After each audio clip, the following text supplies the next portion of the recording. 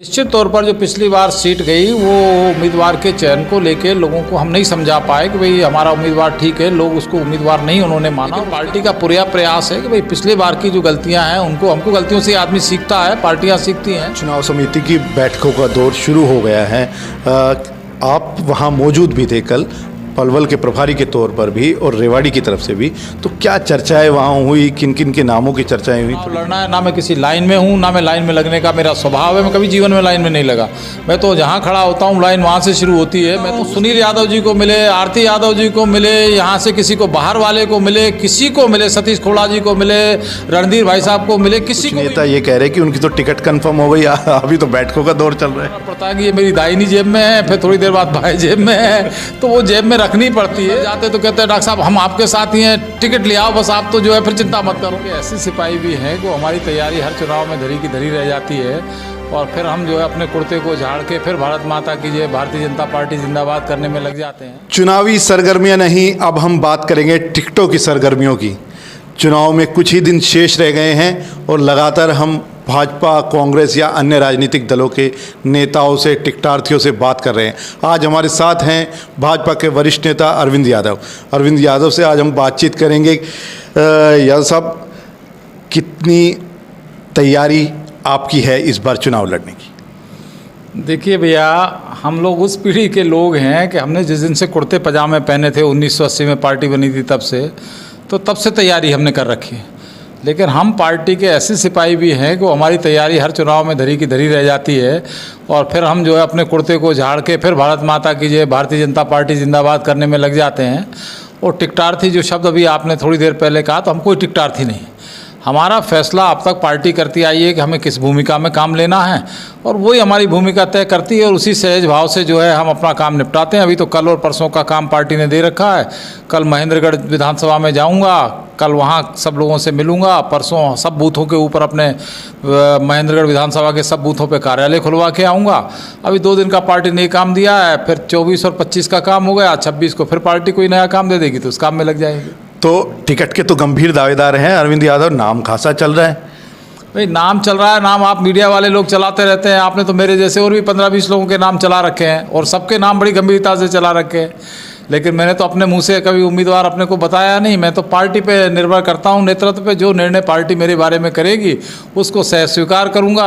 कहेगी चुनाव लड़ना है तो मैदान के अंदर कूद जाएंगे, वो कहेगी कि नहीं आपको चुनाव लड़वाना है। वैसे भी मुझे तो चुनाव प्रबंधन के नाते पूरे हरियाणा का लोकसभा में भी चुनाव कार्यालय प्रभारी बना रखा था, अभी फिर बना दिया। 2 दिन पहले उसकी मीटिंग भी हुई है। तो पार्टी क्या निर्णय करेगी, चुनाव आने पे टिकटें जब घोषणा होगी तब पता लगेगा लड़वाती है या कुछ और हमारी भूमिका तय करती है। तो पार्टी जो भूमिका तय करेगी उसको सहज भाव से निभाएंगे। यानी भाव सहज ही रहना है, कोई नाराजगी नहीं होनी, कोई कोप भवन में नहीं जाना अगर टिकट की कोई दिक्कत होती है तो। देखिए, मैं तो प्रभारी हूँ पलवल ज़िले का। मैं तो सब कार्यकर्ताओं को, यहाँ रेवाड़ी ज़िले के भी कार्यकर्ताओं के, अभी हमारे प्रदेश महामंत्री जी आए थे मुख्यमंत्री की रैली के लिए, तो मैंने सबको सहज भाव से कहा कि उससे पहले मांग लो। सबको मांगने का अधिकार है, सबकी आकांक्षा होती है, महत्वाकांक्षा होती है। लेकिन जब निर्णय हो जाए तो सब लोग पार्टी के झंडे को, क्योंकि पार्टी को हमने माँ माना है और माँ के साथ गद्दारी करना हमारे खून में नहीं है। तो यदि वास्तव में आप सब लोगों ने पार्टी को माँ मान रखा है तो पार्टी को माँ मान के जो हमारे नेतृत्व का निर्णय वो सबको सहर्ष स्वीकार करना चाहिए और उस निर्णय को स्वीकार करके फिर झंडा उठा के भारत माता की जय और हमारा निशान कमल निशान, उसको जिताने के लिए सबको लग जाना चाहिए। तो जब मैं दूसरों को प्रेरणा देता हूँ तो मैं कोप भवन में जाने का मेरा कहाँ से सवाल पैदा हो गया? मैं तो सबको कोप भवन से निकालने वाला जीवन भर रहा हूँ। जो लोग मन खराब करके चले जाते तो उनको तो कोप भवन से मैं बाहर निकाल के लाता हूँ। तो इस तरह की कोई बात कहीं दिमाग में आती भी नहीं। एक लंबी लाइन है भाजपा के अंदर इस वक्त टिकट मांगने वालों की। कुछ ऐसे लोग भी हैं जो कुछ समय पूर्व ही आए हैं। तो भाजपा कहीं कोई ऐसा प्रयोग ना कर दे जिससे आप लोगों की भावनाएं आ, तो इसको लेकर कोई आप लोगों ने भी तैयारियां की हुई हैं? नहीं, ऐसा है कि पार्टी का जो निर्णय करने वाले लोग होते हैं वो निर्णय अपने हिसाब से सब चीज़ों का आकलन करने के बाद करते हैं। 1-8%, 2% राजनीतिक क्षेत्र है, कहीं ना कहीं कमियां निश्चित तौर पर टिकटों को लेकर रह जाती है। लेकिन वो ये तो जब आदमी निर्णय करने वाला होता है, वो भी इंसान होता है, तो उस बात को भी सहज भाव से लेते हैं। और राजनीतिक दल जो है वो बाहर से लाके भी कोई ताकतवर लोग होता है, क्योंकि चुनाव जीतना होता है, सरकार बनानी होती, और वो साम धाम दंड भेद सब राजनीतिक पार्टियां हथकंडे अपनाती है कैसे चुनाव को जीता जाए। तो भारतीय जनता पार्टी का भी यही तीसरी बार कैसे सरकार बनेगी। अभी कुछ लोग हमारे जजपा से भी भारतीय जनता पार्टी में आए हैं और कांग्रेस से भी आए हैं। तो कुछ लोग अभी किरण चौधरी जी आई थी, उनको पार्टी ने राज्यसभा का नॉमिनेशन कराया है। तो ये सब सहज भाव से चलने वाली चीज़ें होती है राजनीति के अंदर। तो इसमें किसी का मन खराब नहीं होता। और पार्टी को कौन सीट जीत के दे सकता है, पार्टी की प्रायोरिटी ये होती है मुझे टिकट दे दे और मैं जीतने की स्थिति में नहीं हूँ तो पार्टी टिकट क्यों खराब करेगी, चाहे मैंने जीवन लगाया हो। कोई दूसरा आता है मुझसे ताकतवर आता है और वो सीट को जीत के पार्टी को दे सकता है तो पार्टी की संख्या तो जीते हुए होगी ना। हम पार्टी का और काम करेंगे, संगठन का काम करेंगे। यदि नहीं जीत सकते तो सहज भाव से पार्टियों के लोग बैठ के निर्णय करते हैं। ये एक निर्णय एक आदमी नहीं करता है। यहाँ पार्टी भारतीय जनता पार्टी के अंदर चुनाव समिति, प्रदेश चुनाव समिति की भी 2 दिन से बैठक कल से शुरू हुई है, चल रही है गुड़गांव में। केंद्रीय चुनाव समिति की भी 25 तारीख को बैठक होने वाली है। तो इतने समिति के सदस्य वो सब बैठ के सबकी राय मशवरा करने के बाद जो निर्णय होता है उस निर्णय पर वो फिर सर्वसम्मत निर्णय होता है। वो फिर आधे लोगों का और उसका नहीं होता है। और जब सामूहिक निर्णय होता है तो सबको मानना होता है और सब पार्टी के लोग मानते हैं उसको। रेवाड़ी भाजपा की एक सेफ सीट मानी जाती है, लेकिन हम बात कर रहे हैं कि भाई हमारे अंदर कोई नाराज़गी नहीं रहेगी टिकट के बाद, लेकिन पिछली बार ऐसा नहीं हुआ। आपस की फूट के अंदर ही हम लोगों ने अपनी एक सेफ सीट को गंवा दिया था। इस बार ये सेफ सीट हाथ से ना जाए, एक बड़ी चुनौती भी आप लोगों के सामने। निश्चित तौर पर जो पिछली बार सीट गई वो उम्मीदवार के चयन को लेके लोगों को हम नहीं समझा पाए कि भाई हमारा उम्मीदवार ठीक है। लोग उसको उम्मीदवार नहीं उन्होंने माना और उसके कारण से कुछ निर्दलीय उम्मीदवार पार्टी से भी बाहर जाके खड़े हो गए। और लोगों ने चूंकि कांग्रेस को वोट नहीं देना चाहते थे तो उनको भारी संख्या के अंदर वोट दे दिया और उसका खामियाजा भारतीय जनता पार्टी के उम्मीदवार को उठाना पड़ा। तो हमारे प्रदेश नेतृत्व का भी, केंद्रीय नेतृत्व का भी, हमारे जिले की टीम का भी ये पूरे प्रयास है कि उस हालात की पुनरावृत्ति ना हो। उसको जितना रोका जा सकता है उसका रोके, लेकिन इसके बावजूद भी कितना रोक पाएंगे, कितने मन लोग ठीक कर पाएंगे, कितने लोग को भवन से बाहर निकल पाएंगे, कितने लोग अंतिम तक को भवन से बाहर नहीं निकल पाएंगे, कितने लोग पार्टी के खिलाफ, ये राजनीति के अंदर कहा नहीं जा सकता। लेकिन पार्टी का पूरा प्रयास है कि भाई पिछले बार की जो गलतियां हैं हमको गलतियों से आदमी सीखता है, पार्टियां सीखती हैं। जो कमियां रही हैं कि हम 40 पे 75 का नारा दे के क्यों रह गए थे, उसका निर्णय भी पार्टी ने किया है कि कहाँ कहाँ हमारी कमियां थी उनको सुधारने का भी काम किया है। और इसी आधार पे इस बार हम उनको भी ठीक करेंगे और ठीक करने के बाद हम तीसरी बार नायब सैनी जी के नेतृत्व में एक पूर्ण बहुमत की सरकार हरियाणा के अंदर हम बनाएंगे, ऐसा मेरा विश्वास है। चुनाव समिति की बैठकों का दौर शुरू हो गया है। आप वहाँ मौजूद भी थे कल, पलवल के प्रभारी के तौर पर भी और रेवाड़ी की तरफ से भी। तो क्या चर्चाएं वहाँ हुई, किन किन के नामों की चर्चाएं हुई, थोड़ी सी? देखिए, चुनाव समिति में सब तरह की चर्चा होती है। हमारे ज़िले के राजनीतिक हालात क्या हैं, वहाँ पर हमें क्या क्या करना चाहिए, कैसे हमारे कहाँ कहाँ कमज़ोर कड़ियाँ हैं उनको हमको मजबूत करना चाहिए। तो सीनियर लोगों के साथ चुनाव समिति बैठती है तो उस बारे में भी चर्चा करती है। कैंडिडेट कौन मजबूत हो सकता है, अपने प्यार को छोड़ के पार्टी के साथ प्यार करके ठीक नाम उनको बताए जाए कि भाई यहाँ ये हो सकते हैं। तो उसी हिसाब से फिर पैनल बनाते हैं और इस तरह 15-20 नाम नहीं होते वहाँ पर। तो 1 नाम, 2 नाम, 3 नाम, उन्हीं नामों के ऊपर चर्चा होती है। और उसमें से फिर हमारी केंद्रीय चुनाव समिति यहाँ से जो पैनल बना के प्रदेश चुनाव समिति भेजेगी, वो केंद्रीय चुनाव समिति उसमें निर्णय करेगी।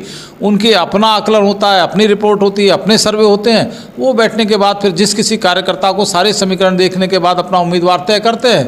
भारतीय जनता पार्टी के सब लोग उस कमल के निशान वाले जिसको मिलता है उसके साथ जय जयकार करते हैं। चलिए, अरविंद यादव खुद को कहाँ पाते हैं, सामने किसको कॉम्पिटिटर मानते हैं अपने सामने इस वक्त टिकट को लेकर, फिलहाल की स्थिति? देखिए, यहाँ कोई किसी का कॉम्पिटिटर नहीं है भारतीय जनता पार्टी में।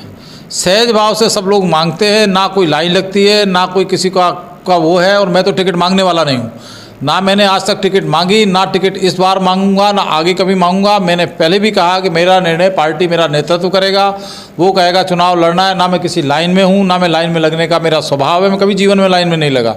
मैं तो जहाँ खड़ा होता हूँ लाइन वहाँ से शुरू होती है। मैं तो उस पीढ़ी का और उस तरह की राजनीति करने वाला हूँ। तो पार्टी का जो निर्णय होगा उसको सहज स्वीकार करेंगे। पार्टी मुझे नहीं देती है, किसी और मेरे साथी को देती है।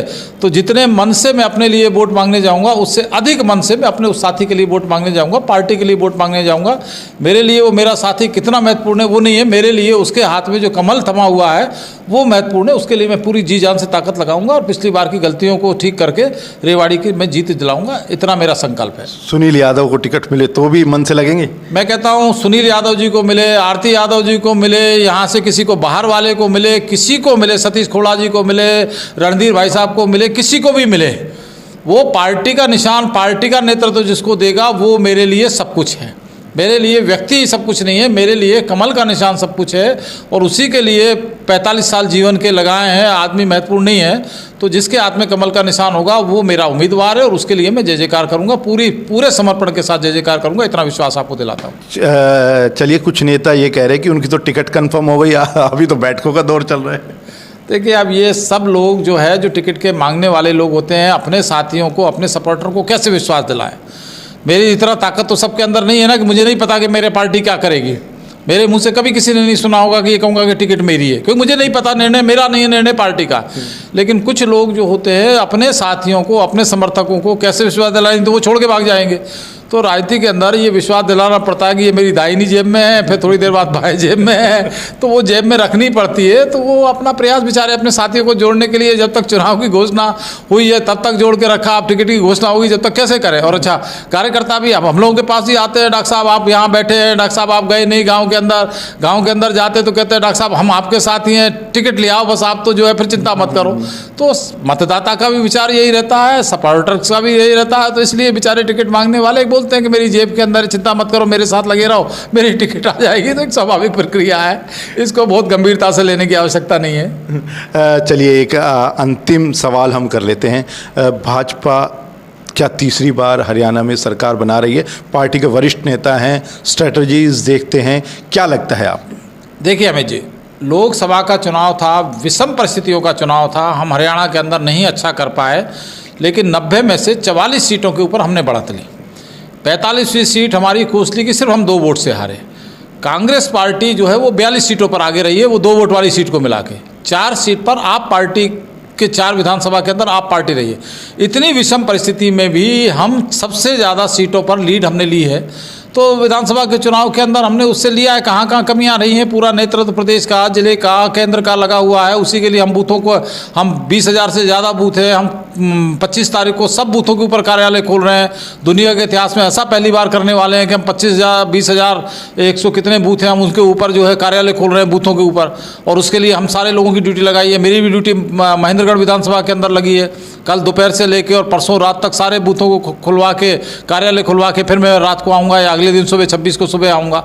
तो पार्टी की अपनी योजना है, पार्टी का अपना कैडर है। तो उस कैडर का जब मैदान के अंदर उतरेगा और बाकी सामने वाली पार्टियां वो हमारी नाकामी को गिना के करेंगे, अपनी नाकामी को छुपा के करेंगे। और हम लोगों ने जो 10 साल के अंदर प्रदेश को दिया है और हमने जो आयाम स्थापित किए हैं, वो मनोहर लाल जी के नेतृत्व में और नायब सैनी जी के नेतृत्व में हम लोगों के बीच में, जनता की अदालत में वो लेके जाएंगे और अपने कार्यकर्ताओं की फौज लेके जाएंगे और फैसला होने दो। तो हमारा विश्वास है कि हमें पूर्ण बहुमत मिलेगा।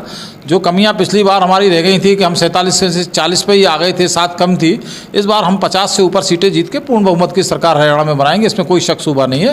ये भारत साहब ने लिखी दिखाई जा रही है, हाथ कंगन को आरसी क्या, पढ़े लिखे को फारसी क्या।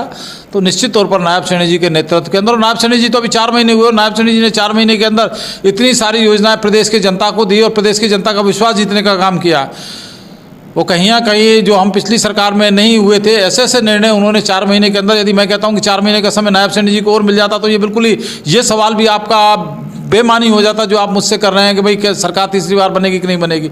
जनता ही अपना चिल्ला के अभी बोलने लगी 4 महीने में जितने सारे फैसले उन्होंने किए हैं। तो निश्चित तौर पर हम सब लोग लगेंगे। तीसरी बार सरकार हमारे नेतृत्व में, हमारे नेता के नेतृत्व में, नायब सैनी जी के नेतृत्व में बनेगी, इतना मुझे विश्वास है और कहीं कोई दिक्कत आने रहने वाली नहीं है। हमारे साथ थे अरविंद यादव, जिन्होंने बड़ी बेबाकी से हर सवाल का जवाब दिया।